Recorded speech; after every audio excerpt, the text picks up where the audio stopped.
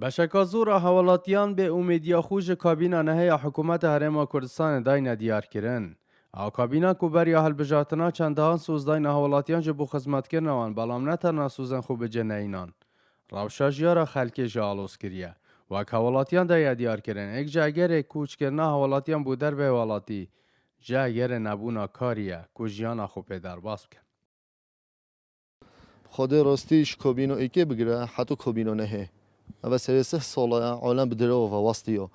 يعني هكول بيجن هر وعد وعدتونا يعني ما يديتي هكول بيت حكمت بوب خلكي هذا منه علم بخوب بوب زون الراستي ناف علماء بخوب حكمت بخوب علماء بوب زونيتن يجام حس يعني روسي علم واستيو ظروفي و نشول حرم ما بكين خدي كابينو نه حتى نگه چتش دیار نبود یعنی مدیتی یعنی راتب هادنا برین نیو بنیف هر شیست روزا جارگی و پنج روزا در باز بجش تا چه بحثی همه هر راتبانی نه یعنی خلق نشه تو ساجیانا خوب بده سرید کردستان دا یعنی حکومت حتى نگه چی نکردیه پتریا گنجانی بر خود دنا خارج نش در و بجیانو جیرو خو روزانه یا سالانه دکاندارک جی دبیجی که اگر نبونا موچهان بازار زور لواز بویا و اگر کلوپلک جی به تفروتن به قرد تفروتن چون که حوالاتی به پاره ماینه.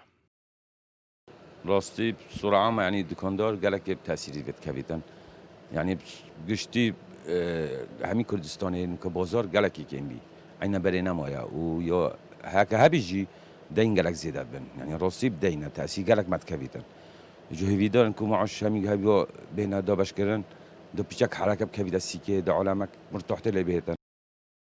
با ماه چندین سالانه حکومت هرما کردستان نشیا ماف سرکی خلکی دابین بکد. حکومت کو نشیا کمترین خدمت کو ماف روای خلکی بید برخصینید. حکومت کو ایدی خلک هیچ امیدک به نمایه.